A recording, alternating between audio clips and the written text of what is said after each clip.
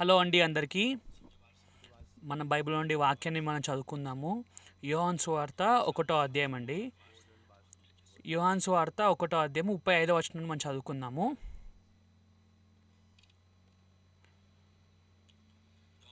యోహాను సువార్త 1వ అధ్యాయం 35వ వచనం నేను చదువుతానండి. మరునాడు మరలా యోహాను అతని శిష్యులలో ఇద్దరును నిలుచుండగా అతడు నడుచుచుండను యేసు వైపు చూచి, ఇదిగో దేవుని గొర్రెపిల్ల అని చెప్పెను. అతను చెప్పిన మాట ఆ ఇద్దరు శిష్యులను విని యేసుని వెంబడించిరి. యేసు వెనుకకు తిరిగి వారు తనను వెంబడించుట చూచి, మీరేమి వెతుకుచున్నారని వారిని అడగగా, వారు రబ్బీ, నువ్వు ఎక్కడ కాపరి ఉన్నావని ఆయన్ని అడిగిరి. రబ్బీ అని మాట బోధకుడని అర్థము. వచ్చి చూడి ఆయనని వారితో చెప్పగా వెళ్ళి ఆయన కాపురం ఉన్న స్థలము చూచి ఆ దినము ఆయన యొద్ద బస చేసిరి.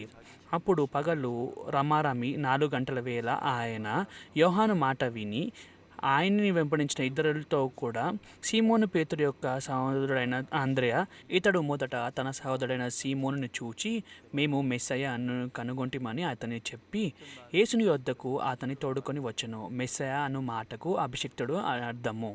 యేసు అతని వైపు చూచి, నీవు యోహాను కుమారుడైన సీమోను, నీవు కేఫా అనబడుదు అని చెప్పెను. కేఫా అను మాటకు రాయి అని అర్థము. మరునాడు ఆయన గలిలయకు వెళ్ళగోరి ఫిలిప్పును కనుగొని నన్ను వెంబడించుమని అతనితో చెప్పెను. ఫిలిప్పు బెత్సయిదా వాడు, అనగా అంద్రెయ, పేతురు అన్నవారు పట్టణపు కాపరస్తువాడు. ఫిలిప్పు నాతనీయులను కనుగొని ధర్మశాస్త్రంలో మోషే ప్రవక్తలు దేని గురించి రాసిరో ఆయనను కనుగొంటిమి. ఆయన యోసేపు కుమారుడైన నజరేయుడు అగు యేసు అని అతనితో చెప్పెను. అందుకు నతనేలు, నజరేతులో నుండి మంచిదైనా రాగలదా అని అతని అడగగా, వచ్చి చూడుమని ఫిలిప్పు అతనితో అనెను.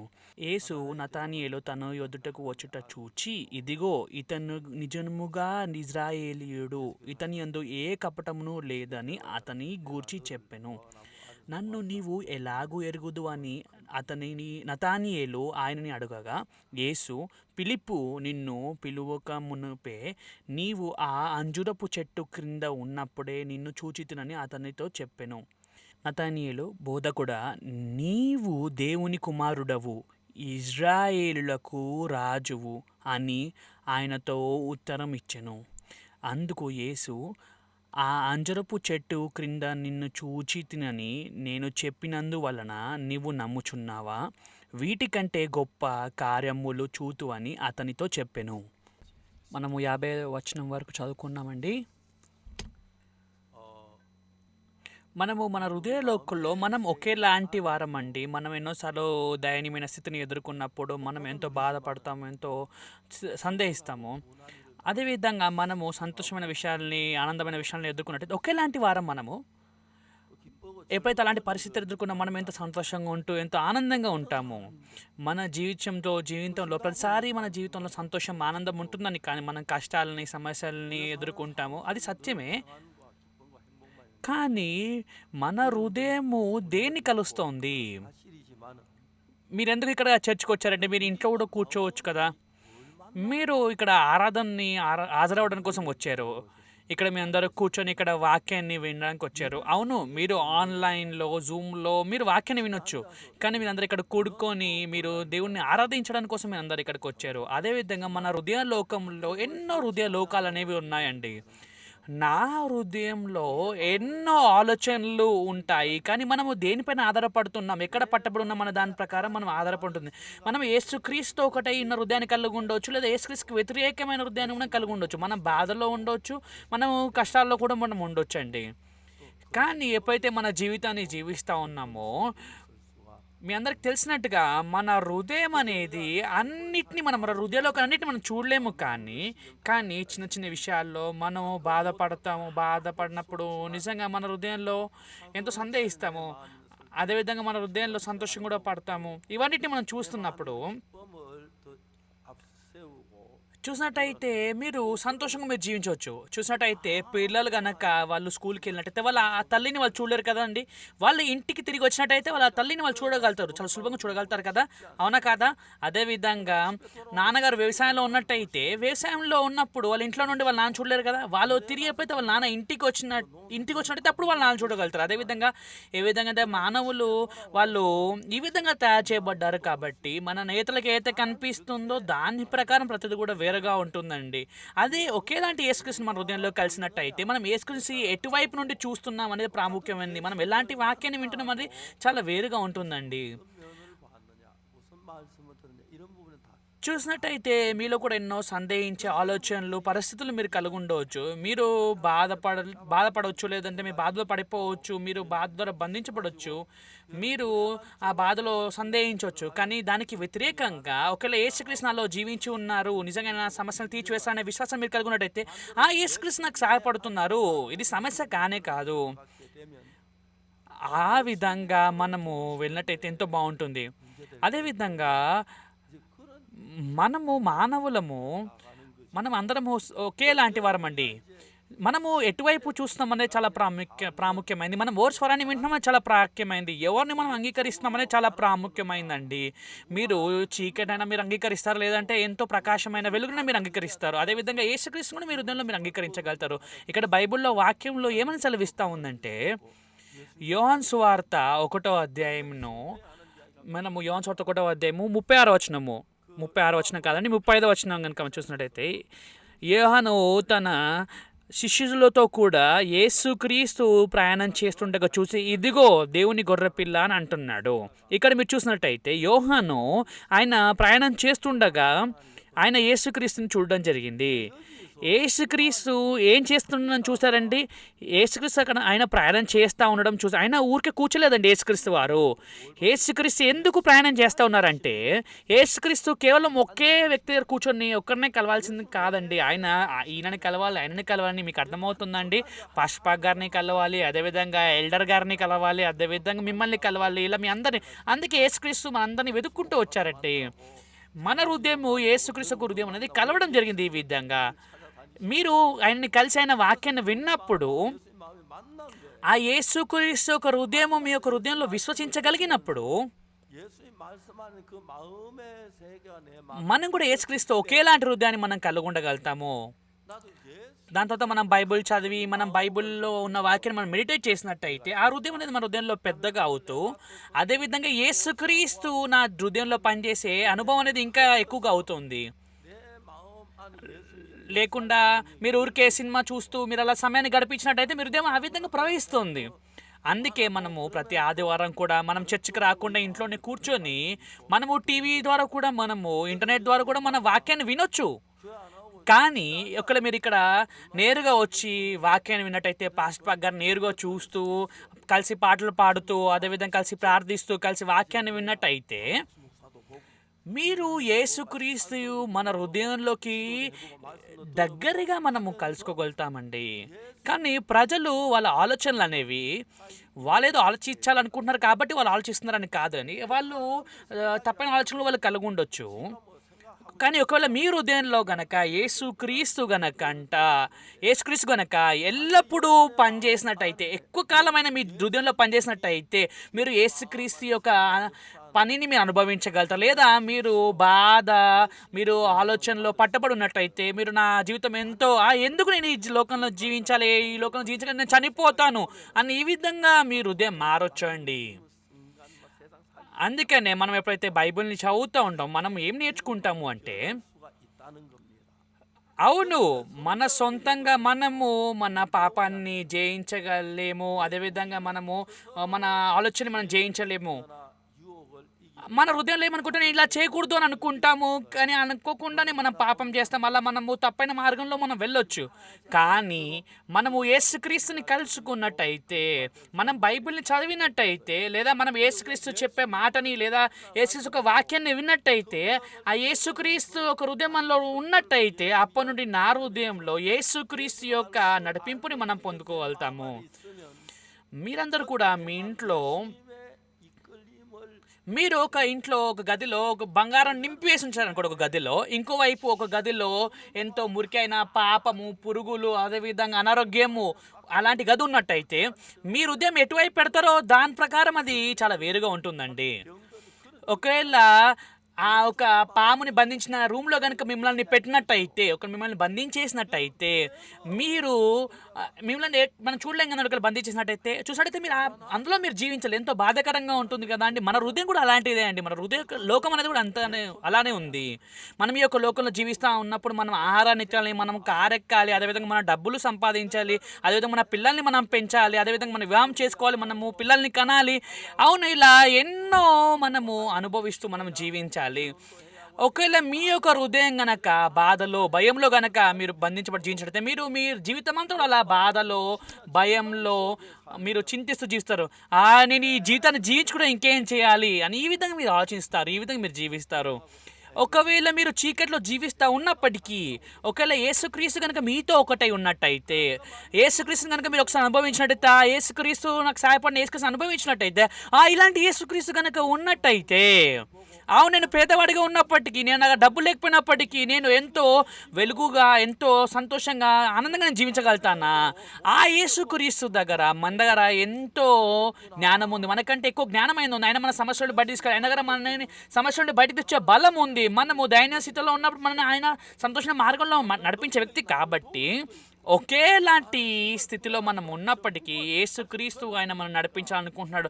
మనము ఒకవేళ ఆయన వాక్యాన్ని చర్చిలో ఇన్ని, లేదంటే ఆయన వాక్యాన్ని వినడం ద్వారా మన ఆహారం తింటూ, బ్రేక్ఫాస్ట్ తింటూ, మనం ఆయన వాక్యాన్ని మధ్యాహ్నం లంచ్ తింటూ ఆయన వాక్యాన్ని తింటే, ఒకవేళ మనం ఆయనతో ఈ విధంగా సాహసం చేసినట్టే మన జీవితం అనేది పాజిటివ్గా మన జీవితం అనేది మారుతుందండి. మన హృదయంలో యేసుక్రీస్తు విశ్వసించే విశ్వాసం అనేది ఎంతో బలంగా అవుతుందండి. ఒకవేళ మీరు యేసుక్రీస్తు పక్కనే ఉన్నప్పటికీ, ఆ యేసుక్రీస్తు నా అనారోగ్యాన్ని స్వస్థపరుస్తాడనే విశ్వాసాన్ని కలిగి ఉన్నట్టయితే, ఆ యేసుక్రీస్తు యొక్క శక్తిని వెంటనే మీ హృదయంలోకి ప్రవేశించి మిమ్మల్ని అనారోగ్యాన్ని స్వస్థపరుస్తుంది. కానీ ఒకేలాంటి యేసుక్రీస్తు అయినప్పటికీ, యేసుక్రీస్తు నా పక్కన ఉన్నప్పటికీ ఆయన నన్ను స్వస్థపరచలేడు, నన్ను ఆయన స్వస్థత కలిగించలేడు అన్నట్టయితే, ఇలా అనుకున్నట్టయితే అలా జరగదండి. స్వస్థత పొందుకోలేరు.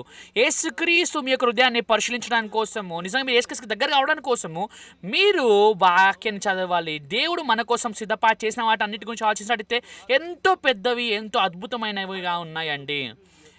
వీటన్నిటిలో కూడా చూసినట్టయితే ప్రజలకి వాళ్ళకి సరిగ్గా తెలియదు కాబట్టి, ప్రజలు వాళ్ళు ఏం చేస్తారంటే ఇతరులని వాళ్ళు బ్లేమ్ చేస్తారు, అదేవిధంగా వాళ్ళు ఇతరులని తప్పు పడతారు.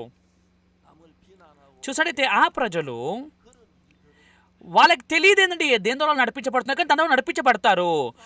చూసినట్టయితే వాళ్ళు మన సంఘానికి వచ్చి రక్షణ పొందుకొని ఎంతో సంతోషంగా ఉన్న సహోదరులే వాళ్ళు. కానీ ఒక సమయం వాళ్ళు సంఘాన్ని విడిచిపెట్టేస్తారు. వేరే వాళ్ళ మాటని విని వాళ్ళు బ్లేమ్ చేస్తారు, మన గురించి చెడ్డగా మాట్లాడతారు. నిజంగా అసలు మాట్లాడుకోవాలంటే ఎన్నో చెడ్డ విషయాలు వాళ్ళు మాట్లాడతారండి. చూసంటే మన సంఘం ఎంతో మంచి సంఘం కదండి. ఇక్కడ వాక్యాన్ని మనం వింటాము, ఇక్కడ మన విశ్వాసంలో ఎదగగలుగుతాము, అదేవిధంగా ఇక్కడ మనం మార్పుని పొందుకోగలుగుతాం మన హృదయంలో, అదేవిధంగా మనం దేవుడు ఒక కృపాన్ని మనం అనుభవించగలుగుతాము. ఇది మన సంఘం అండి.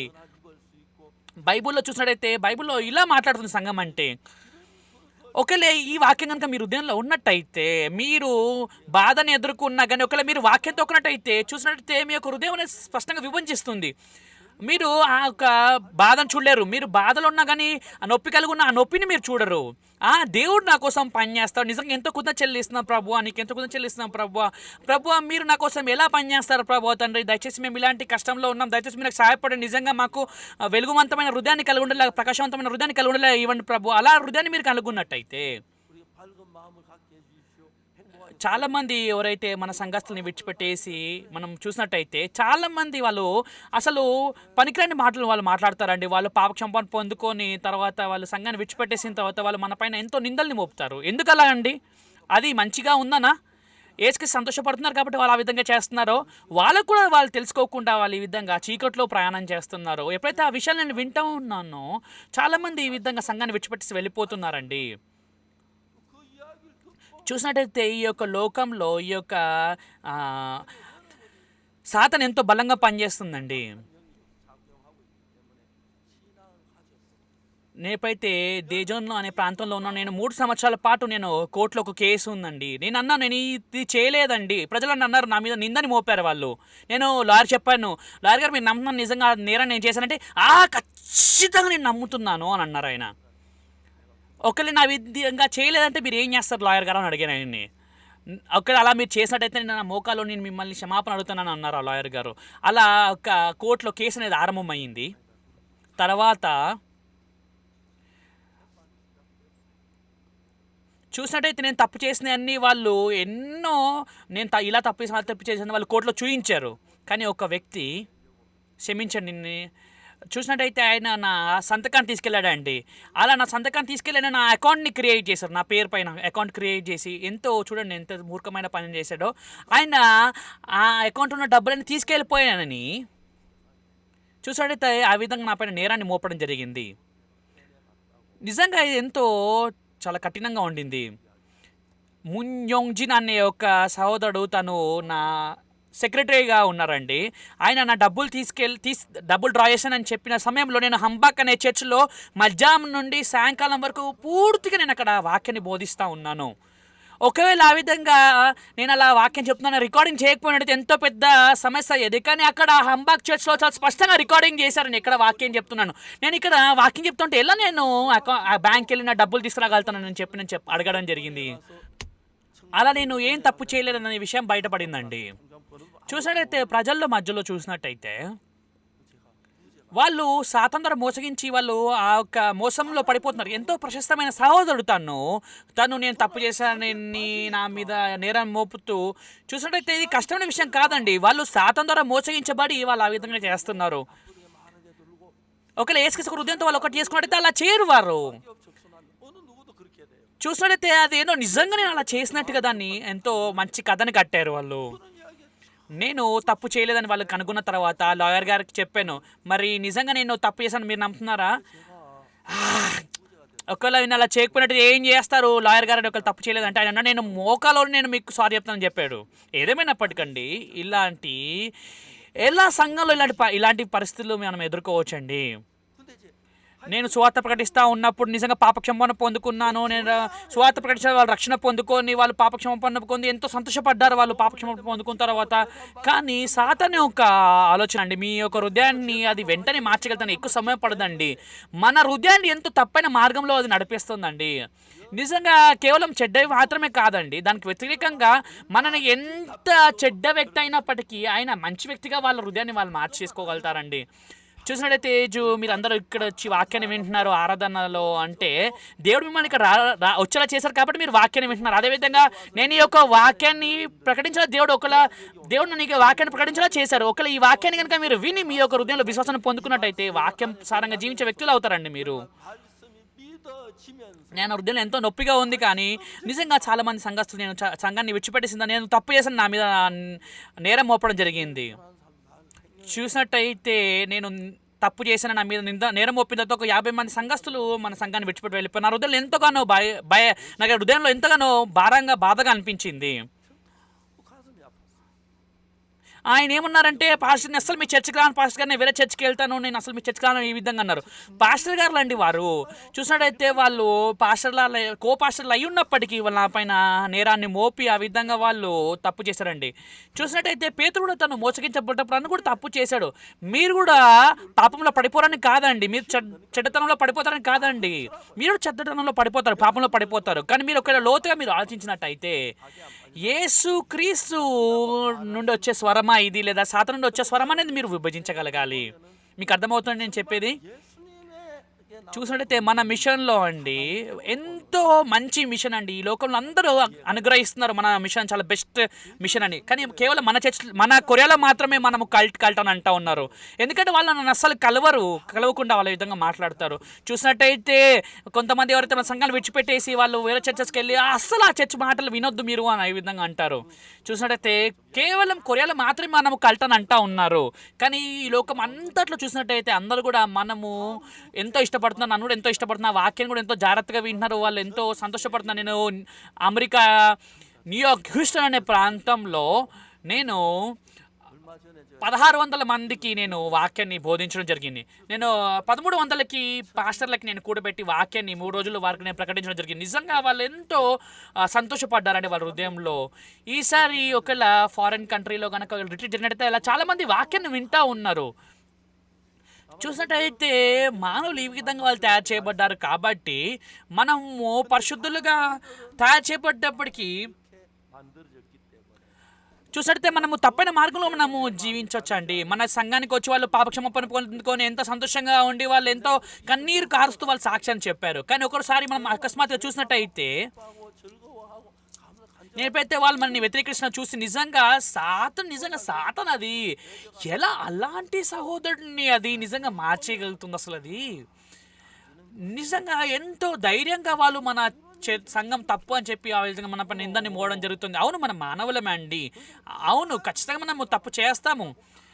కానీ నిజంగా మనం దేవుడిని ప్రేమిస్తూ మనం స్వార్థ కోసం కనుక మనం జీవించే వారమండి మనము. నిజంగా నాకు నమ్మబుద్ధి అవ్వలేదు వాళ్ళు ఆ విధంగా చేసిన తర్వాత. మనం తెలుసుకోవాల్సిన విషయం ఏంటి అంటే మనము సాతాను మనకంటే ఎంతో జ్ఞానవంతమైందండి. అది మనల్ని మార్చేయగలుగుతుందండి. మన సంఘాన్ని వ్యతిరేకంగా వెళ్ళేలా చేస్తుంది. మనని యేసుక్రీస్తుకి వ్యతిరేకంగా వెళ్ళేలా చేస్తుంది. చూసినట్టు యేసుక్రీస్తు శిష్యులు కూడా చాలామంది ఉన్నారండి. చూసినట్టయితే వాళ్ళు యేసుక్రీస్తుని కలిసిన తర్వాత కూడా వాళ్ళు తప్పైన మార్గంలో వెళ్ళారు. మనము మన ఆలోచనని కొంచెమైనా విన్నట్టయితే సాతాను ఒక హృదయం గనక మన హృదయంతో ఒకటైనట్టయితే సాతాను ఒక హృదయం వైపు మన హృదయం నడిపించబడినట్టయితే మీరు ఎవరైనప్పటికీ మీరు సాతాను ద్వారా నడిపింపును పొందుకొని మీరు పాపంలో పడిపోతారు. మీరు సంఘాన్ని వ్యతిరేకించే వారుగా అయిపోతారు. ఆ విధంగా మీరు ప్రవేశిస్తూ జీవిస్తారండి. నిజంగా ఇది ఎంతో ఎంతో దయనీయమైన విషయం అండి. మనము బైబిల్లో కనుక వాక్యం చదివినట్టయితే మీరు బైబిల్లో దేవుడు ఒక వాక్యాన్ని మీరు వింటూ విశ్వాసంతో మీరు జీవించాలి. మీరు స్పష్టంగా చూసినట్టయితే యేసుక్రీస్తు యొక్క వాక్యము అదేవిధంగా సాతాను యొక్క మాటలు చాలా వేరుగా ఉన్నాయండి. చూసినట్టయితే సాతాను ఏం చేసే సంఘానికి వ్యతిరేకంగా నెగిటివ్ మైండ్ని మనకి ఇస్తుంది.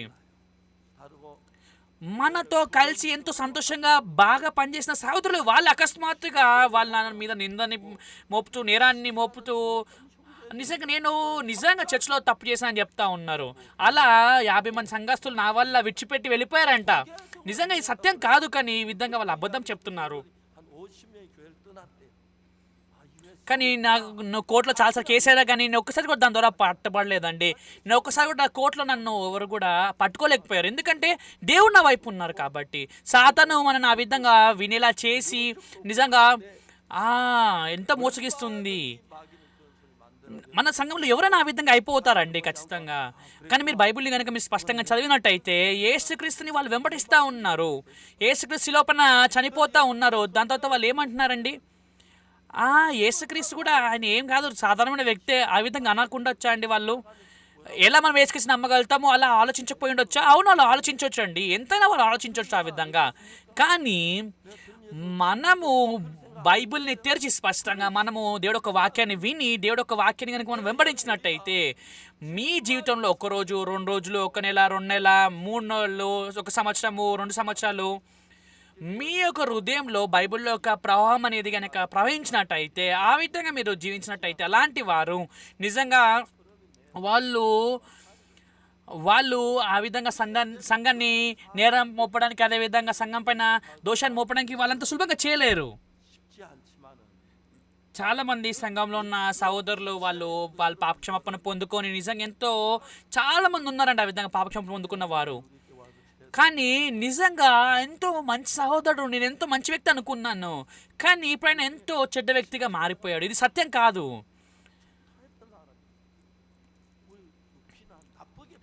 చూసినట్టయితే చాలామంది ఉన్నారు ఎవరైతే మనం మాట్లాడలేము కూడా అండి వారితో.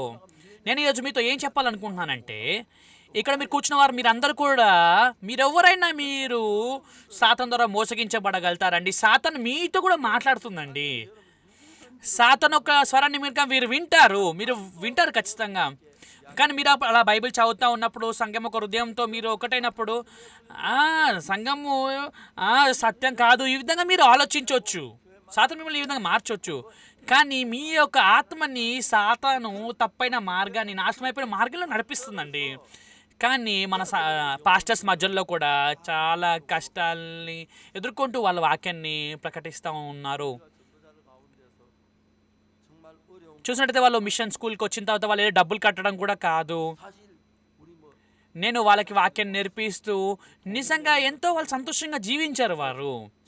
కానీ ప్రజల యొక్క మానవుల యొక్క హృదయం కేవలం ఎల్లప్పుడు ఒకేలా ఉండదు కాబట్టి చూసినట్టే వాళ్ళు కేవలం సంతోషం ఆనందమైన హృదయాన్ని కలిగి మాత్రమే వాళ్ళు జీవించలేరు. కాబట్టి మీరందరూ కూడా మీరు దేవుడి నుండి ఎంత గొప్ప కృపను పొందుకున్నప్పటికీ సాతాను చిన్న ఆలోచన పెట్టి సందేహించేలా చేస్తూ ద్వేషించేలా చేస్తూ అలా మనని మార్చగలుగుతుందండి. మీకు అర్థమవుతుందండి నేను చెప్పాలనుకునేది.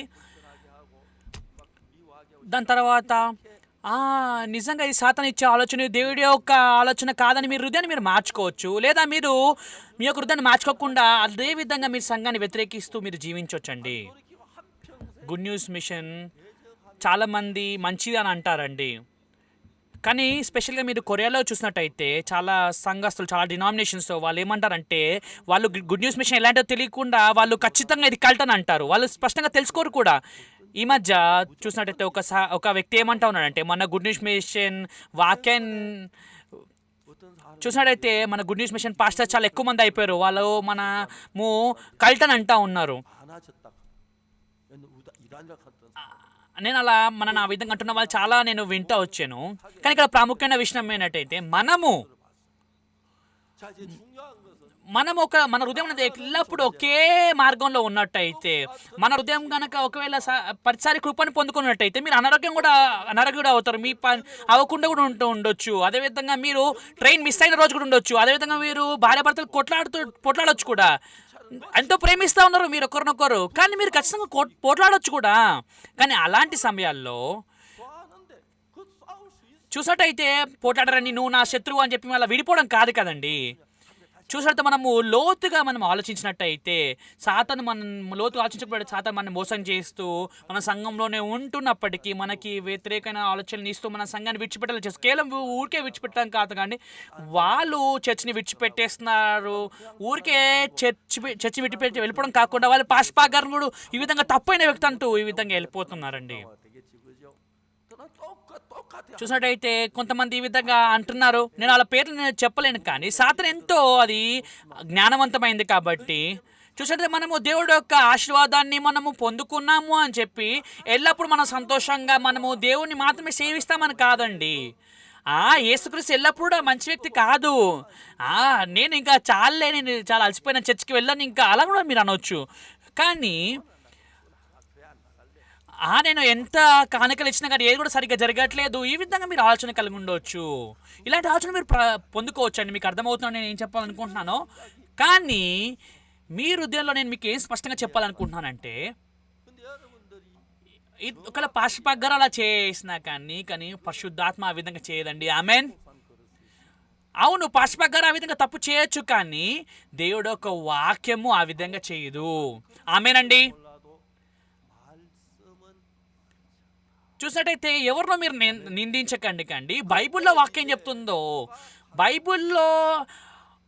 బైబిల్లో ఉన్న వాక్యం నా ఒక హృదయము నేను ఒకే మార్గంలో వెళ్తున్నా మీరు విభజించగలగాలండి పరిశుద్ధాత్మతో ఇవన్నిటిని కూడా. మీకు అర్థమవుతుందని నేను ఏం చెప్పాలనుకుంటున్నానో, నేను ఎప్పుడైతే సువార్త ప్రకటిస్తూ ఉన్నానో చాలామంది రక్షణ పొందుకున్న వారు ఉన్నారండి. ఒకసారి ఒక యవనస్తురాలు ఉండిందండి. ఆవిడ నన్ను వెతుక్కుంటూ వచ్చింది, పాస్టర్ గారు నేను బోవున్ అనే ప్రాంతంలో నేను జీవిస్తూ ఉన్నాను. మా సంఘంలో మా నాన్నగారు సంఘ పెద్దగారండి అక్కడ. మా అమ్మగారు చర్చ్లో డీకన్ అండి. అదేవిధంగా మా అన్నయ్య తను యూత్ లీడర్ అండి. దయచేసి బోన్ అనే ప్రాంతంలో మీరు వచ్చి వాక్యాన్ని ప్రకటించండి అని చెప్పన్నారు. నేను సరే సహోదరులని చెప్పి నేను సిస్టర్కి ఓకే అని చెప్పి నేను ఆ చర్చ్కి వెళ్ళడం జరిగింది. నేను ఆర్మీలో ఆర్మీ నుండి బయటికి వచ్చేసిన తర్వాత నేను ఏ వస్త్రాలు లేవు ఆ సమయంలో. ఉన్న వస్త్రాలని తీసుకొని నేను వెళ్ళాలనుకున్నాను. అక్కడ నాతో పాటు ఇంకో సహోదరుడు ఉన్నాడు. ఆ సహోదరుడితో పాటు కలిసి వెళ్దాం అనుకున్నాను. తను ఈ మధ్య రీసెంట్గా పెళ్లి చేసుకున్నాను. ఎంతో మంచి వస్త్రాలు ధరించుకొని ఉన్నారు.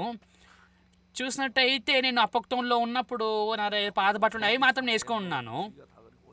నేను ఎప్పుడైతే బస్ టైంలో దిగిన వెంటనే ఆ కొప్తంలో అది చాలా విలేజ్ ప్లేస్ అయినప్పటికీ బోవున్ అనే ప్రాంతము అది ఎంతో డెవలప్డ్ ప్లేస్ అండి. నేను ఆ ఆర్మీ నుండి బయటకు వచ్చిన తర్వాత వేసుకున్న వస్త్రాలు వచ్చాను. చూసినట్టయితే అక్కడ ఉన్న యూత్ అందరూ వాళ్ళని ఇన్వైట్ చేయడం చూసి ఆ సహోదరుడు ఏమన్నారంటే, పాస్టర్ దయచేసి మీరు ఈ బట్టలు ఇప్పేసి నా వస్త్రాలు మీరు వేసుకోండి.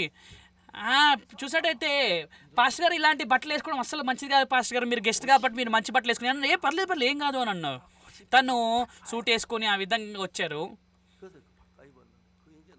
చూసినట్టయితే ఆ సహోదరుడు బట్టలు చాలా పెద్దగా ఉన్నాయి, అయినప్పటికీ నా సహోదరుడు బట్టలు వేసుకొని కొంచెము నేను చిన్నగా కనిపిస్తున్నప్పుడు అయినా నేను ఆ విధంగా అక్కడ బైబిల్ సెమినార్ నేను చేయడం జరిగింది. చూసినట్టయితే ఆ సంఘంలో ఒక వారం పాటు చాలామంది వాళ్ళు పాపక్షమాపణ పొందుకున్నారండి. నిజంగా ఎంతో సంతోషపడ్డారు అక్కడ వాళ్ళందరూ కూడా. నిజంగా ఎంతో సంతోషంగా అనిపించింది. అసలు నేను మర్చిపోలేకపోయాను ఈ విషయాన్ని. దాని తర్వాత అవకాశం దొరికిన ప్రతిసారి కూడా దేజన్ అనే ప్రాంతానికి వెళ్ళి అక్కడ వాళ్ళందరినీ కూడా పెట్టి నేను వాక్యాన్ని బోధిస్తూ ఉండేవాడిని. ఒక 6 నెలలు గడిచిన తర్వాత నా హృదయంలో ఒక సమస్య అనేది ప్రవేశించడం జరిగిందండి. అవును, ఇక్కడ ఉన్న వారందరూ ఖచ్చితంగా వాళ్ళు పాపక్షమాపణ పొందుకున్నారు, వాళ్ళు తిరిగి జన్మించిన వారు. ఎందుకు ఈ విధంగా ఉన్నారు? చాలా మంచిగా ఉండారండి అక్కడ ఉన్న వారందరూ. నేను అలా ఆలోచిస్తూ ఉన్నప్పుడు ఆ సంఘంలో ఉన్న పాస్టర్ గారు, ఆయన పాపక్షమాపణ పొందుకలేని పాస్టర్ గారు కాబట్టి ఆయన క్రియలని ఎక్కువగా బోధిస్తూ ఉండేవారు. చూసినట్టు నేనేమో విశ్వాసం గురించి మాట్లాడుతూ ఉండేవాడిని. అందుకే నా హృదయంలో నేను సువార్తని ప్రకటించిన తర్వాత నేను అనేక మందిని పాపక్షమాపణ పొందుకునే విధంగా నేను నడిపించాలనే హృదయాన్ని నేను పొందుకొని ఉన్నాను. నేను సువార్త ప్రకటించడం అనేది కూడా చాలా ప్రాముఖ్యమైంది. కానీ అక్కడ పాపక్షమాపణ పొందుకున్న సంఘస్థులందరినీ కూడా నేను విశ్వాసంతో నడిపించాలి అనే హృదయం నేను పొందుకున్నానండి. నా కూతురు ఒన్సుంగి తను జన్మించిన తర్వాత, తను 100 రోజులు గడిచిన తర్వాత మేము దేగు అనే ప్రాంతానికి మేము వెళ్ళాము. నేను పెద్ద సిటీలో బైబిల్ కాలేజ్ స్టార్ట్ చేయాలనుకున్నాను. 2006వ సంవత్సరంలో ఆ సమయంలో మేము కిమ్చోన్ అనే ప్రాంతము దేగు అనే ప్రాంతంలో మేము అక్కడ ఒక 50 మంది యవనస్తుల్ని బైబిల్ కాలేజ్ స్టార్ట్ చేశానండి. కూడబెట్టి నేను ఆరంభిస్తానని చెప్పడం జరిగింది. అక్కడ ఉన్న వారందరూ ఎంతో సంఘస్థులు ఎంతో ఆశ్చర్యపోయారు. ఏంటి బైబిల్ కాలేజ్ అంటే ఏంటి? మనము ఈ యొక్క సువార్తని ఈ యొక్క లోక దిగాంతం వరకు ప్రకటించాలి. అలా చేయాలని అంటే మనము యవనస్తుల్ని తర్ఫీదు ఇవ్వాలి. ఎక్కడ చేస్తారన్నాను. నేను ఇక్కడ ఈ సర్వీస్ హాల్లో చేస్తున్నాను, చర్చ్లో చేస్తానన్నాను. వాళ్ళు అక్కడ మీరు ఆహారం ఏం తింటారంటే అన్నం తింటాము. పాస్టర్ గారు మీకే తినడానికి అన్నం లేదు, ఎక్కడ నుండి అన్నం తెస్తారు? మీరు ఆ విధంగా మాట్లాడకండి. నేను ఆ విధంగా మిషన్ స్కూల్ని స్టార్ట్ చేయడం జరిగింది. అలా నేను మిషన్ స్కూల్ స్టార్ట్ చేసిన తర్వాత 1 సంవత్సరము 2 సంవత్సరాలు గడిచిన తర్వాత వాళ్ళు చాలామంది వాళ్ళు మిషన్ స్కూల్ గ్రాడ్యుయేట్ అయ్యి వాళ్ళు వేరే దేశాలకి వాళ్ళు మిషనరీగా వెళ్ళారు. చూసినట్టయితే ఆల్ ఓవర్ వరల్డ్లో చాలామందిని మనము మిషనరీస్గా ఆల్ ఓవర్ వరల్డ్లో మనం పంపించాము. నేను వేరే దేశాలకు వెళ్ళి నేను ఎప్పుడైతే సెమినార్స్ చేస్తూ ఉన్నానో చూసినట్టయితే ఆ దేశాలు ఎంతెంతో నాకు మంచిగా అనిపించేవి. నేను రీసెంట్గానే సౌత్ అమెరికాకి వెళ్ళడం జరిగిందండి. ఎంతో సంతోషంగా అనిపించింది. కొన్నిసార్లు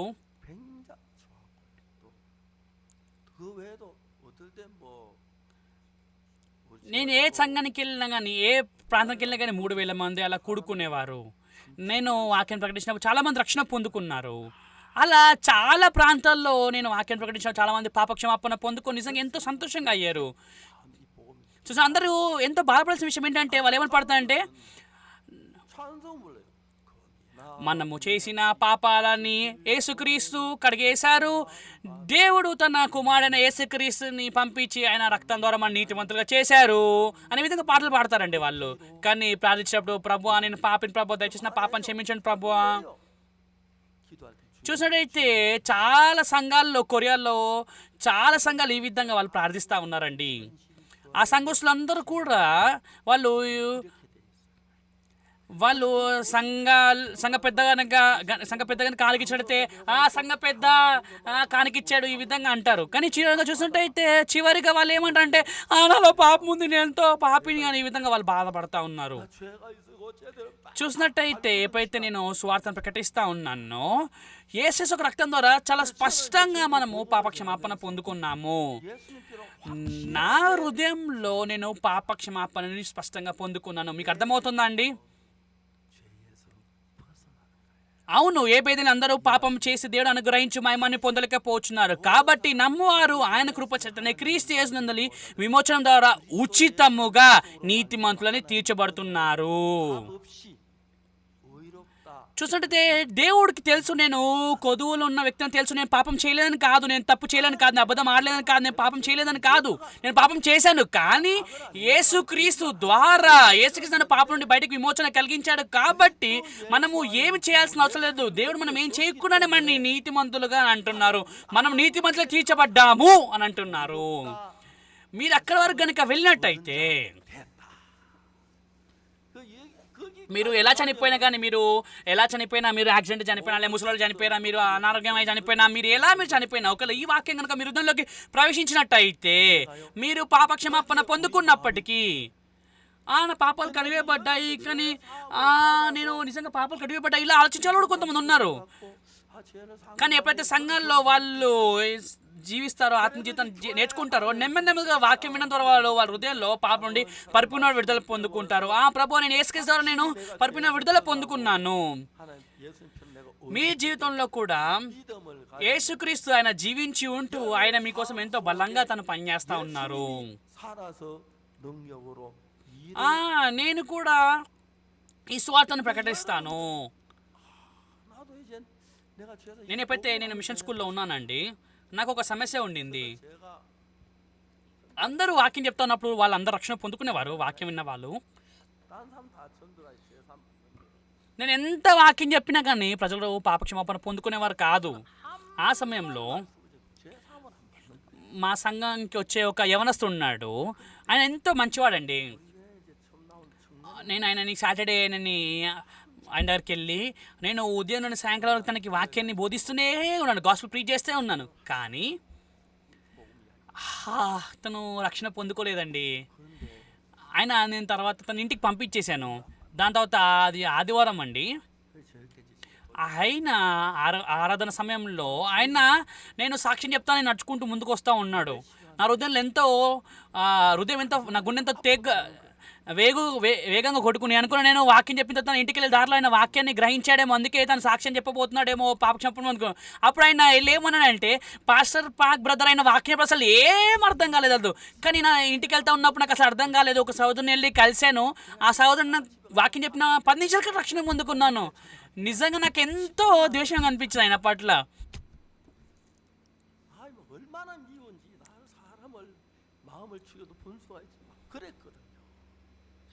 చూసాడైతే ఆయన అసలు నేను చెప్పిన అర్థం చేసుకోలేదు అనుకున్నాను. అవును, నేను కూడా అలాంటి సమస్యలను కష్టాలు ఎదుర్కొన్న సమయం ఎప్పుడైతే సమయం గడుస్తూ ఉండిందో నేను సమస్యలను ఎదుర్కొన్నాను. నిజంగా నేను ఆకలిగా జీవించిన సమయాలు ఉన్నాయి, అదేవిధంగా ఆహారం తిన్న సమయాలు కూడా ఉన్నాయి. నేను సమస్యలను ఎదుర్కొన్నప్పుడు ఉన్నాయి, అదేవిధంగా డబ్బులు ఉన్న సమయాలు ఉన్నాయి, డబ్బులు లేని సమయాలు ఉన్నాయి. ఎప్పుడైతే నా జీవితాన్ని ఆ విధంగా నేను జీవిస్తూ ఉన్నానో నేనేదో దొంగతనం చేయగలుగుతానండి? లేదండి, నాకు లేకపోయినట్టు ప్రార్థన చేయాలి కదా. నేను ప్రార్థించాను. నేను ఎప్పుడైతే ప్రార్థిస్తూ ఉన్నానో నిజంగా దేవుడు నా కోసం పనిచేయడం నేను చాలా స్పష్టంగా చూడగలిగాను. దేవుడు నా ప్రార్థన వింటున్నాడని ఎంతో బలంగా నేను గ్రహించగలిగాను. నేను ఇంకా ఇప్పుడు మానవుల ఆధారపడకుండా నేను విశ్వాసంతో నేను జీవిస్తాను అన్న నిర్ణయం తీసుకోవడం జరిగింది. అవును, సంఘంలో చాలామంది నాకు సహాయపడ్డారు. అవును, నిజంగా ఎంతో బాగా ఆహారం తింటూ ఎంతో కడుపు నిండుగా నేను తింటూ జీవిస్తూ ఉన్నాను, స్వార్థ ప్రకటిస్తూ. అవునండి, సరైందే. అదేవిధంగా యేసుక్రీస్తు మీ అందరి హృదయంలో కూడా ఉన్నారు.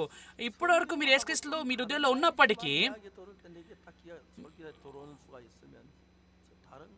చూసినట్టయితే మీరు బైబిల్కి వేరేదైనప్పటికీ మీరు వేరే ఆలోచనలు కనుక వాక్యానికి వేరేమైన విషయాలను మీరు విన్నట్టయితే మీరు స్పష్టంగా విభజించగలుగుతారండి. చూసినట్టయితే సాతాను ద్వారా వాళ్ళు మోసగించి వాళ్ళు ఈ యొక్క లోకంలో పడిపోవచ్చు. చూసినట్టయితే యేసుక్రీస్తు, అవును యేసుక్రీస్తు మనతో ఉన్నప్పటికీ మనం యేసుక్రీస్తు గురించి ఆలోచించకుండా వేరే గురించి ఆలోచించడం మనం మనలో పడిపోతాము. అవును, మనం యేసుక్రీస్తు జ్ఞాపకం చేసుకుంటే ఎలాంటి సమస్య ఉండదు. చూసినట్లయితే మనం యేసుక్రీస్తు యొక్క ప్రతిసారి మనం యేసుక్రీస్తు నడిపింపు పొందుకొని జీవించలేము. కొన్నిసార్లు మనము వాక్యం చదవకుండా, మనం ప్రార్థించకుండా, మనము వేరే వాటిలలో బిజీ అయిపోయి లేదంటే హాస్పిటల్లో అడ్మిట్ అయ్యి మనం అలా ఉన్నప్పుడు మన హృదయం యేసుక్రీస్తు హృదయంతో వేరుగా అయిపోవచ్చు.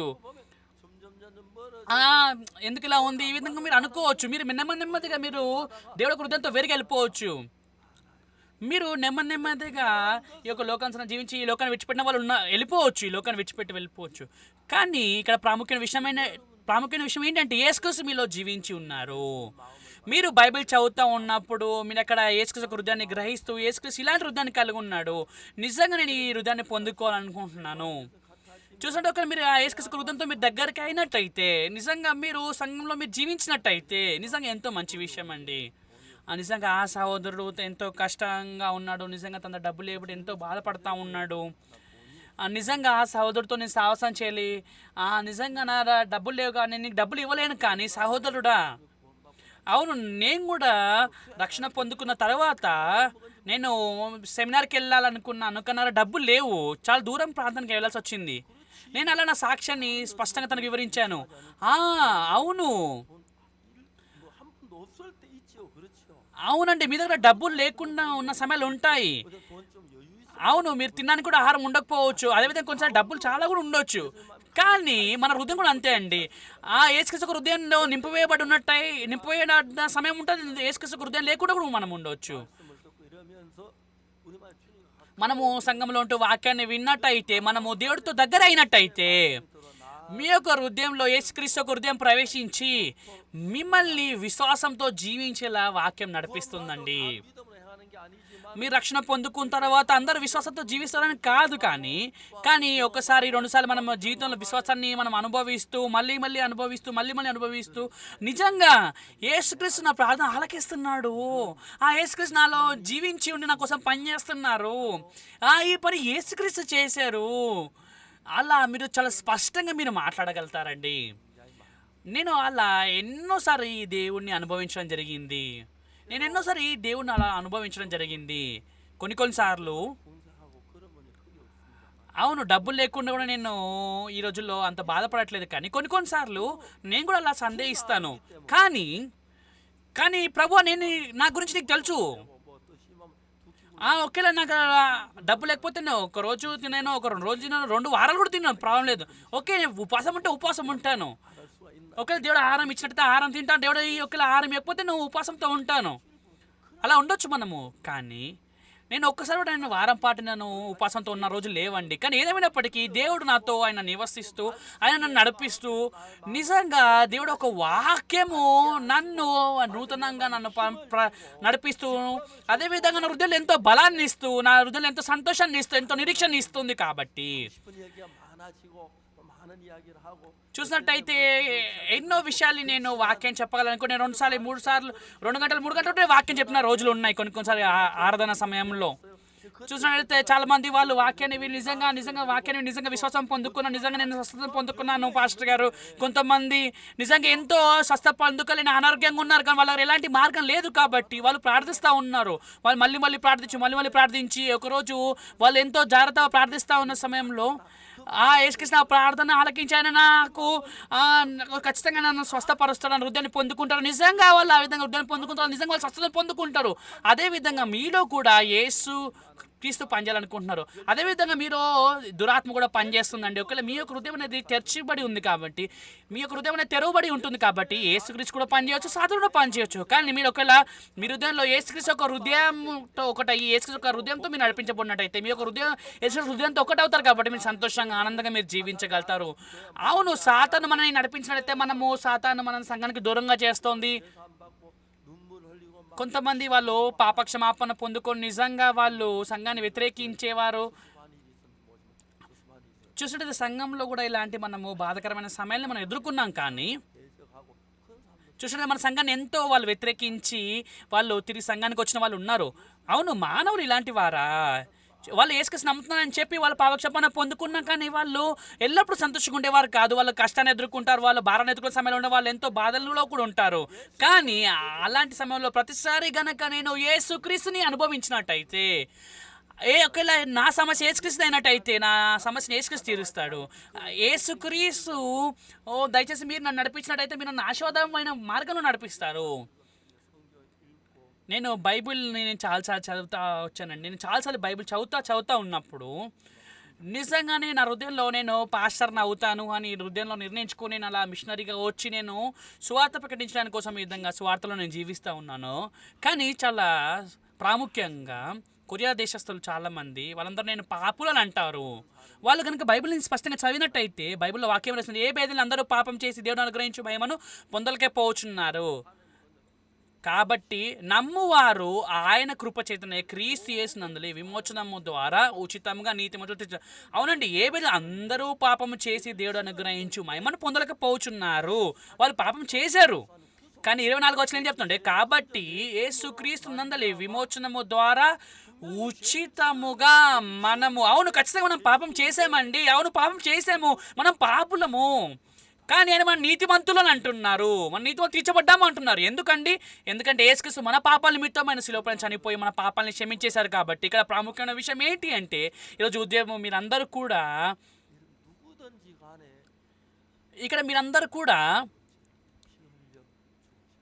యేసుక్రీస్తు ఇక్కడ మీ అందరి నిమిత్తము తన రక్తాన్ని చిందించి చనిపోయారండి. ఆమేన్. యేసుక్రీస్తు తన రక్తాన్ని చిందించి చనిపోయిన తర్వాత మనం పొందుకోవాల్సిన పాపముఖ శిక్షలన్నింటినీ ఆయన పొందుకున్నారు. ఆమేన్. చూసినట్లయితే మీ పాపము మీరు ఏం చేయకపోయినా మీ పాపం నిమిత్తము యేసుక్రీస్తు ఒక రక్తం ద్వారా మీ పాపం క్షమించబడింది. ఆమేనండి. మీరు అది కనుక విశ్వసించినట్టయితే మీరు ఎంతో ప్రకాశవంతంగా మీరు జీవిస్తారు మీ జీవితంలో. అర్థమవుతుందా అండి? యేసుక్రీస్తు నా పాపాలకు చనిపోయాడు, కానీ నేను పాపం చేశాను, నేను మళ్ళీ దొంగతనం చేశాను, నేను అబద్ధం ఆడాను, ఈ పాపం అంటే నేను ఏం చేయలేను కదా. దాని అర్థము ఆ పాపం ఇంకా మిమ్మల్ని ఒత్తివేస్తుంది. దాని ద్వారా మీరు సమస్యను పొందుకుంటారని అర్థం అండి. అవును, మనం పాపం చేస్తాం, అది సరైందే. కానీ బైబిల్లో వాక్యం ఏం సెలవిస్తుందంటే, ఏ భేదంలో అందరూ పాపం చేసి దేవుడు అనుగ్రహించు మహిమను పొందలేకపోతున్నారు. కాబట్టి నమ్మువారు యేసుక్రీస్తు నందలి విమోచన ద్వారా ఉచితముగా నీతిమంతులని తీర్చబడుచున్నారు. 24 వచ్చి అందరం కలిసి చదువుదామండి. మీ అందరికి కనిపిస్తుంది కదండి. కాబట్టి నమ్మువారు ఆయన కృప చేతనే క్రీస్తు యేసునందలి విమోచనము ద్వారా ఉచితముగా నీతిమంతులుగా తీర్చబడి ఉన్నారు.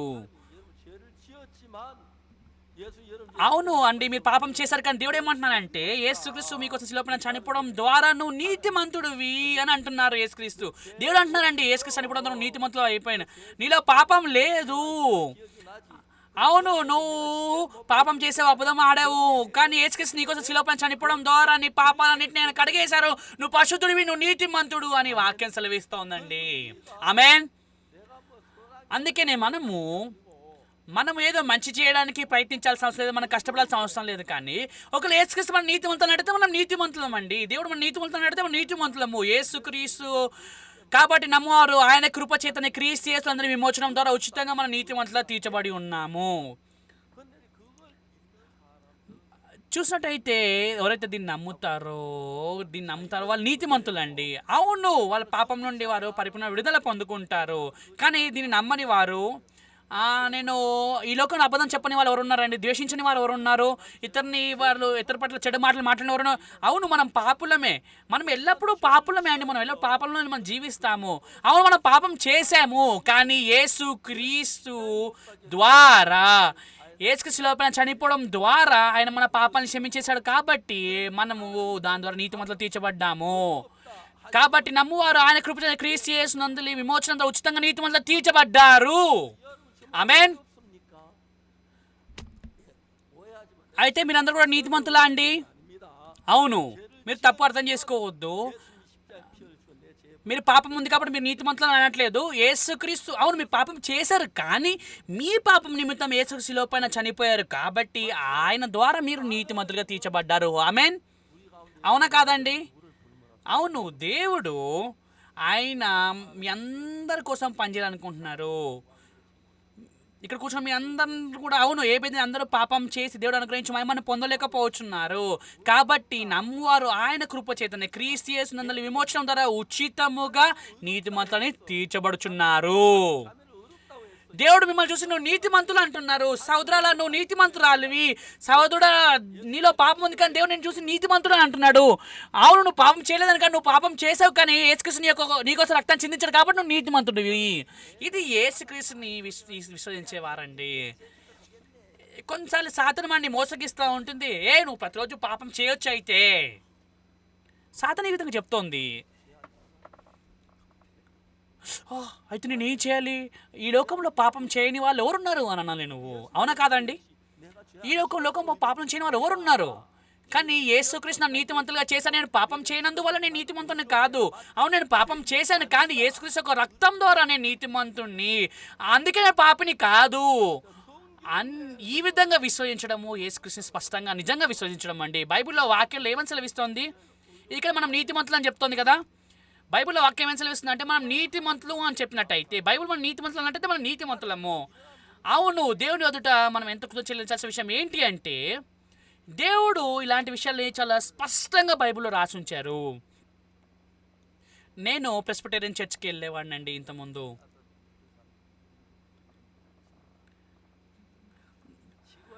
14, 15, 16, 17 సంవత్సరాల వయసులో ఉన్నప్పుడు ఊర్లలో తినడానికి ఎక్కువ ఆహారం ఉండేది కాబట్టి మేము పొలాల్లోకి వెళ్ళిపోయి మేము యాపిల్ తినేవారము, అలా చేసేవారమండి. యాపిల్ చెట్టుని కనుక మీరు చూసినట్టయితే వాళ్ళు ముళ్ళ పొదలతో ఏం చేస్తారంటే వాళ్ళు ఒక సరిహద్దుల్ని వాళ్ళు కడతారు. చూసినట్టే నా స్నేహితుడు ఆయన ఏం చేశాడంటే చిన్న కత్తి పెట్టుకునేవాడు అండి. ఆ చిన్నగా దాన్ని ఏం చేస్తాడంటే కట్ చేసి ఎలా అయితే పెన్సిల్ కట్ చేస్తాం ఆ విధంగా తను ఏం చేస్తాడంటే అలా చిన్న కార్నర్ కట్ చేసి లోపలికి వెళ్ళే దారిని వాళ్ళు తయారు చేసేవాడు. అలా లోపలికి వెళ్ళినట్టయితే అది అక్కడ పెట్టేసి మెల్లగా మేము యాపిల్ తీసేసుకొని తినేసి మంచి మెల్ల అక్కడ నుండి బయటికి వెళ్ళిపోయాం. ఒకసారి అలా మేము తినడానికి వెళ్ళినప్పుడు చూసినట్టయితే ఆయన గుర్తుపట్టలేదు కదా ఎక్కడ నుండి మేము తీసి లోపలికి వెళ్ళాము. చూసినట్టు కొన్నిసార్లు ఆ విధంగా నా స్నేహితుడు ఆ విధంగా చేసేవాడు. చూసినట్టయితే నేను పారిపోతూ ఉన్నాను. ఏయ్ దరిద్రుడా, మా నాన్నగారి పేరు పిలిచి నువ్వు వాడు ఆయన కుమారుడివి కదా అని విధంగా తిట్టారు. చూసినట్టయితే మా నాన్నగారు నన్ను చూసి ప్రతిసారి ఏమన్నారు, నీ వల్ల అసలు ఈ ఊళ్ళో జీవించడం నాకు ఎంతో సిగ్గుకరంగా అయిపోతుంది అని ఈ విధంగా అంటూ ఉండేవారు మా నాన్నగారు. చూసినట్టయితే అప్పుడు నేను మా నాన్నగారు మాటని చాలా జాగ్రత్తగా విన్నాను. చూసినట్టయితే నేను చర్చికి వెళ్ళేవాడిని కాబట్టి నేను ఎంతో మంచివాడిగా ఉండేవాడిని అండి. నేను యాపిల్ తిన్నా కానీ చూసినట్టయితే నేను చెడ్డ ఎలా చేసేవాడిని ఏదైతే వాసన మంచిగా వచ్చేదో అదే మంచి మాత్రం 2 మాత్రం తీసుకొని తినేవాడిని. ఒకటి తింటే ఏం ప్రాబ్లం లేదు.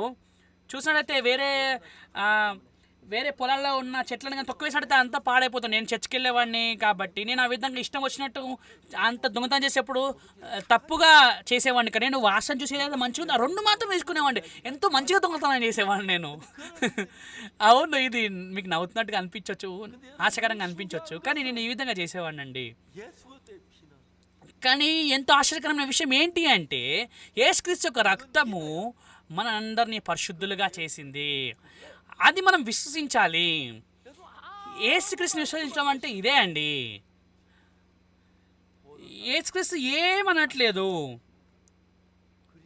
యేసుక్రీస్తు ఏమనంటే ఏ బెదిని అందరూ పాపం చేసి దేవుడు అనుగ్రహించి మహిమను పొందలేకపోతున్నారు కాబట్టి నమ్మువారు ఆయన కృప చేతనే క్రీస్తు యేసునందు విమోచనం ద్వారా ఉచితముగా నీతిమంతులుగా తీర్చబడుచున్నారు. నీతిమంతులు తీర్చబడుతున్నా అంటే మళ్ళీ పాపం లేదా అర్థం అండి. ఖచ్చితంగా నేను పాపము చేసిన పాపిని.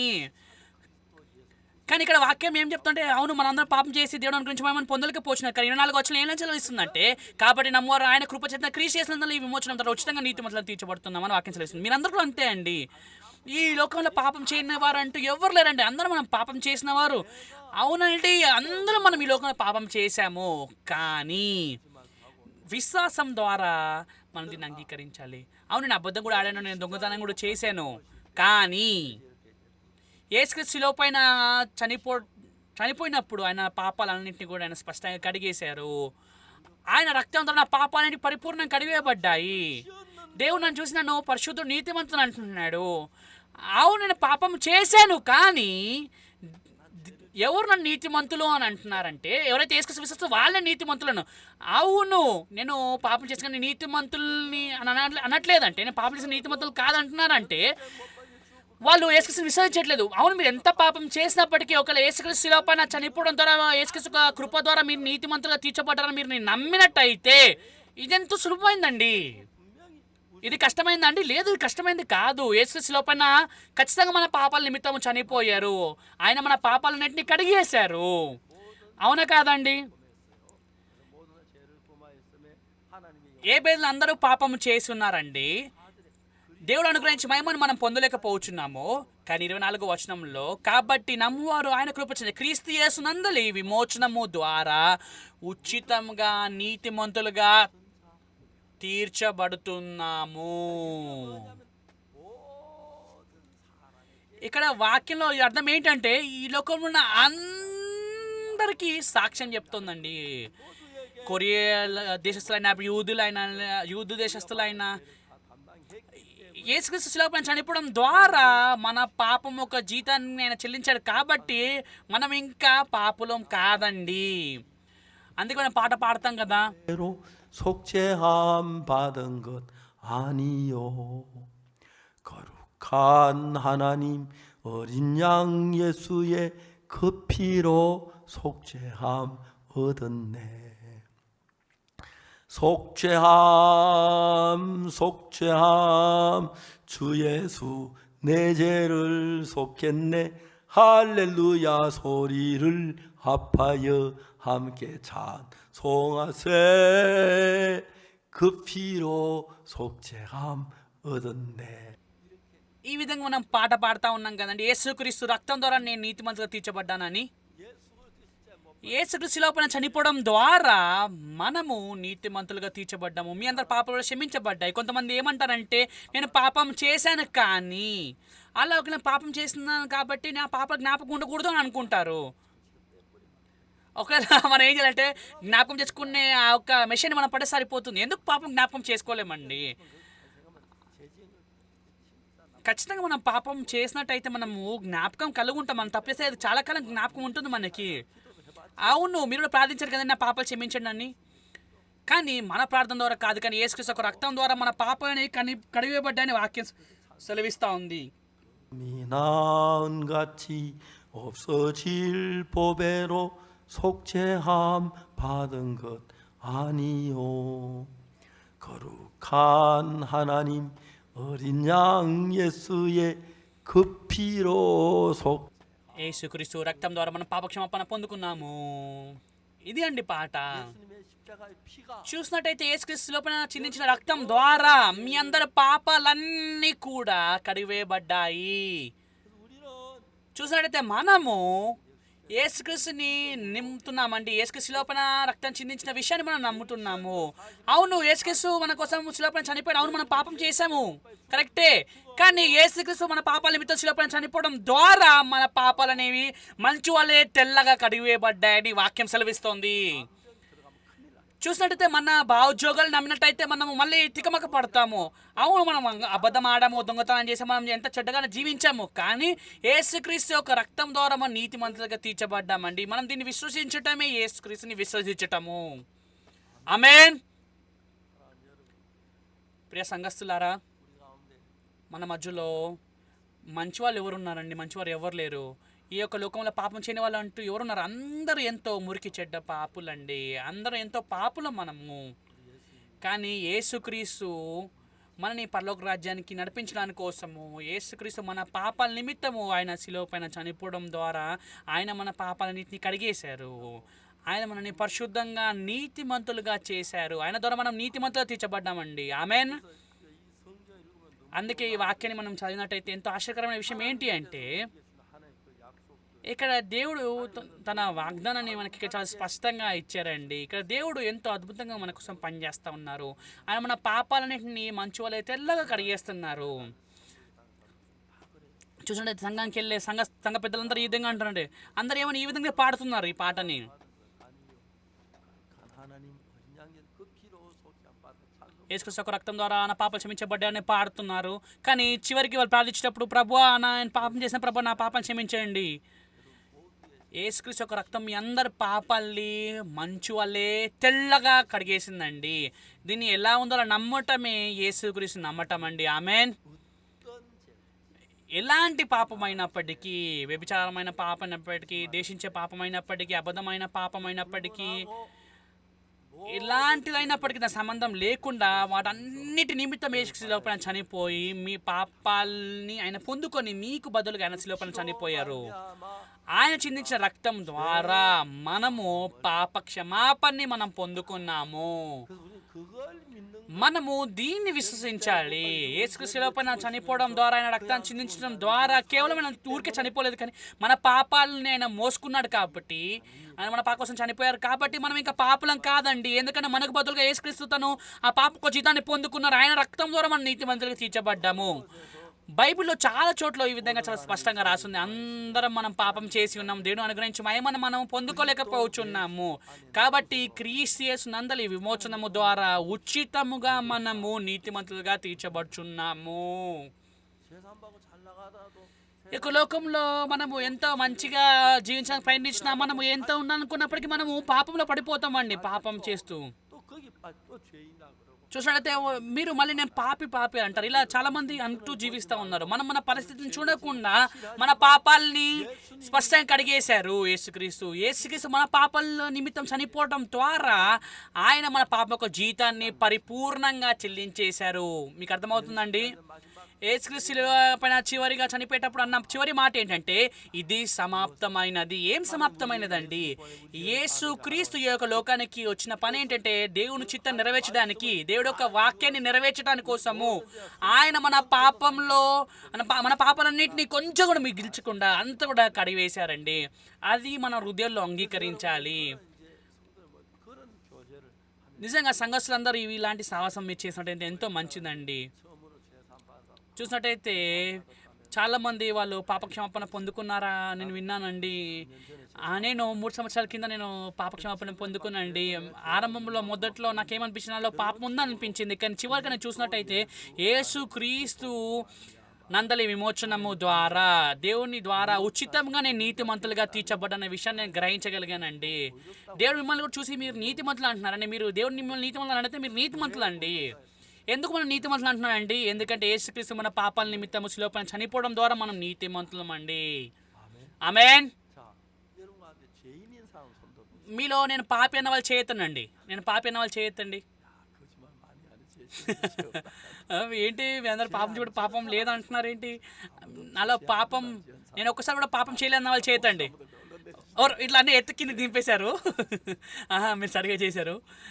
అవును అండి, మనం అందరం పాపం చేసి ఎంతో చెడ్డవారిగా మనం జీవించాము. కానీ ఆ పాపాలని యేసుక్రీస్తు ఈ యొక్క లోకంలో శిలువపైన చనిపోయి మనం పొందుకోవాల్సిన పాపకు జీతాన్ని ఆయన పొందుకొని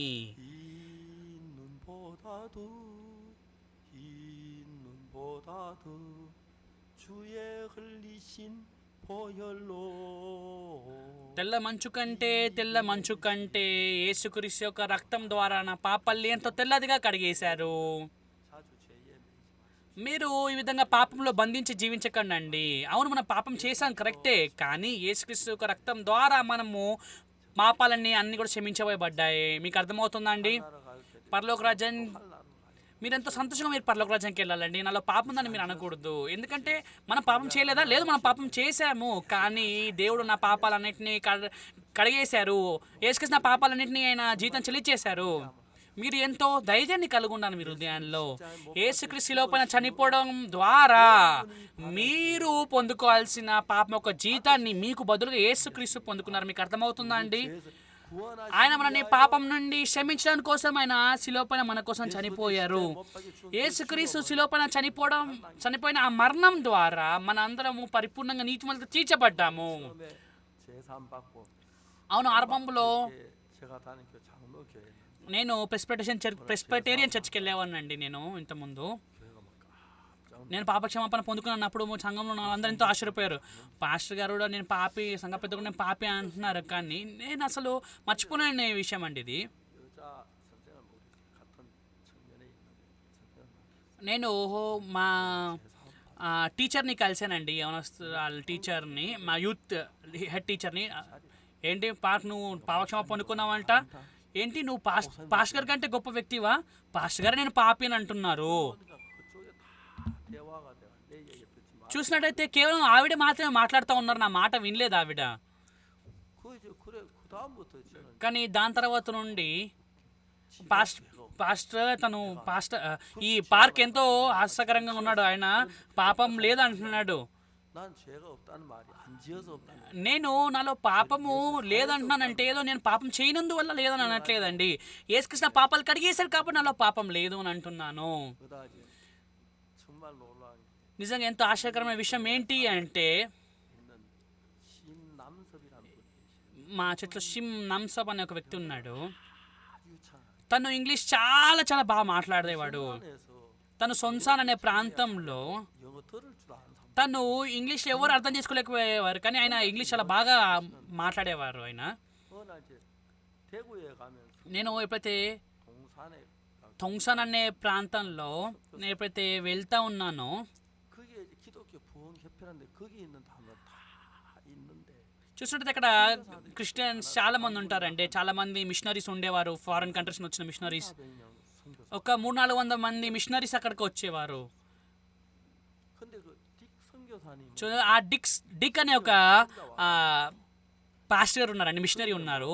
ఆయన మిషనరీ వర్క్ చేయడానికి వచ్చారు కొరియాకి. ఆయన 한번 다 ఎంతో బేదగా జీవించారు. ఆయన అందరు కారు కూడా లేదు, ఇల్లు కూడా లేదు. 뭐 세탁기 이런 거 నెమ్మదిగా ఆయన కారు, వాషింగ్ మెషిన్ అన్ని నెమ్మదిగా ఫ్రిడ్జ్ అన్ని కూడా ప్రారంభించి పొందుకున్నారు. 장인데 చూసినట్లయితే ఆ సమయంలో డిక్ మిషనరీ గారు ఆయన అందరికీ హెడ్గా ఉన్నారు. 난 목회자들이 모였는데 చూసాను కదా, తిరిగి జన్మించిన సేవకులు వాళ్ళు కూడుకున్నారండి. కానీ ఈ సమస్య ఏంటంటే, చాలా మంది కొరియా దేశంలో ఉన్న వారందరూ పాపక్షమాపణ పొందుకోలేరు. ఒకవేళ మీరు పాపక్షమాపణ పొందుకోలేదని చెప్పినట్టయితే ఎంతో పెద్ద సమస్య అవుతుందని చెప్పి వాళ్ళు చెప్పలేకపోయారు.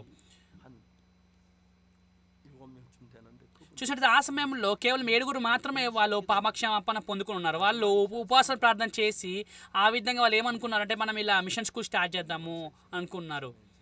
신앙 훈련을 받고 చూసినట్టు ఆ విధంగా నేను అక్కడికి వెళ్ళి నేను అక్కడ మిషన్ స్కూల్లో నేను ట్రైనింగ్ పొందుకుని అక్కడ నేను తర్ఫీదు పొందుకోవడం జరిగింది. 복음을 అలా నేను ఎప్పుడైతే సువార్తను ప్రకటిస్తూ ఉన్నానో, ఆ పొక్తోన్కి వెళ్ళి నేను సువార్తను ప్రకటించాను, చంగపల్లికి వెళ్ళి నేను సువార్తను ప్రకటించాను. నిజంగా సువార్త ప్రకటించడం ఎంతో కష్టాలను ఎదుర్కొన్నాను. ఆ పొక్తోన్లో కూడా నేను దగ్గర 1 సంవత్సరం వరకు ఉండి, లేదండి నేను జంగపల్లిలో ఉన్నాను దగ్గర 1 సంవత్సరం. అలా ఒక 50 మంది సంఘస్థులు వచ్చేవారు. ఎంతో మంచిగా అనిపించింది ఆ సమయంలో నాకు. 한 복음 전은 చూసినట్టయితే అక్కడ నేను సువార్త ప్రకటించేవాడిని. 같은 사람이 전도 చూసినట్టయితే నాలాంటి వ్యక్తి సువార్త ప్రకటించినప్పటికీ రక్షణ పొందుకున్నారండి. నిజంగా ఎంతో ఆశ్చర్యంగా అనిపించింది.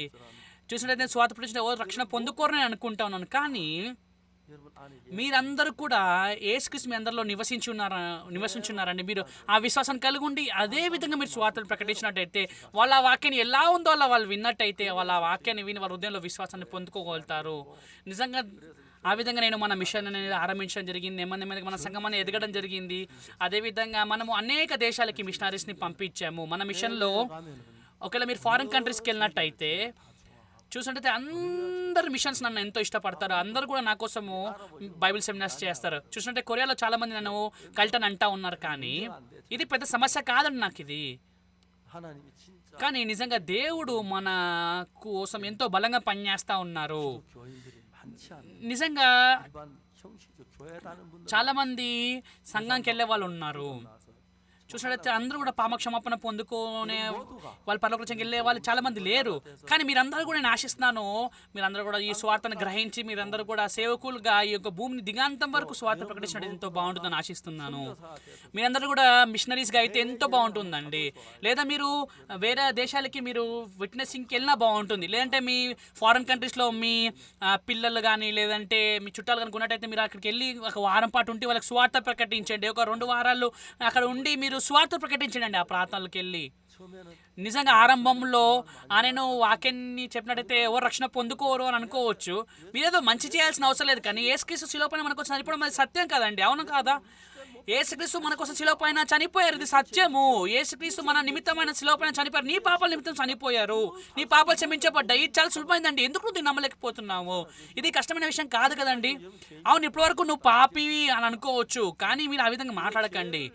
కానీ మనం పాపం చేయలేదు కాబట్టి మనం పాపులం కాదని కాదండి, మనం పాపం చేశాము, కానీ యేసుక్రీస్తు మనకు శిలువ పైన చనిపోవడం ద్వారా మనము నీతిమంతులు తీర్చబడ్డాము.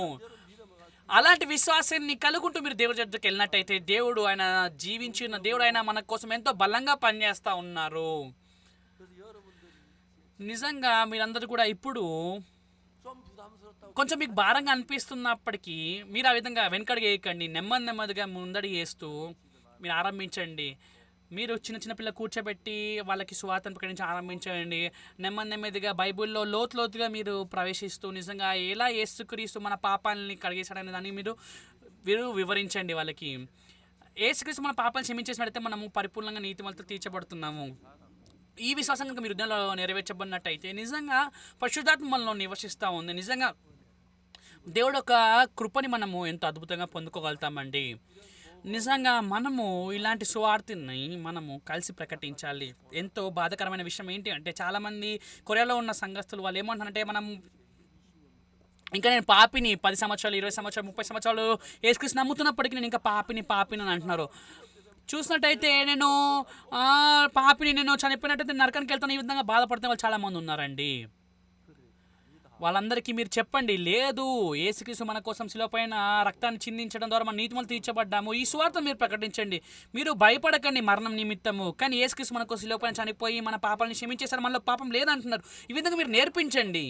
논리 잘 정립된 그 이야기만 잘 성경을 펴서 చూసినట్టయితే బైబిల్ నెమ్మదిగా మీరు వాక్యాన్ని తెరుస్తూ నిజంగా బైబిల్లో ఉన్న వాక్యాన్ని వాళ్ళకి వివరించినట్టయితే, వాళ్ళ పాపక్షమాపణ పొందుకున్నట్టయితే పరిశుద్ధాత్మ పనిచేస్తుంది మీ ద్వారా కూడా. చూసినట్టయితే 일주일에 한 명씩만 전도 మీరు వారంలో ఒక్కరికి వాక్యం చెప్పినా కానీ చూసినట్టయితే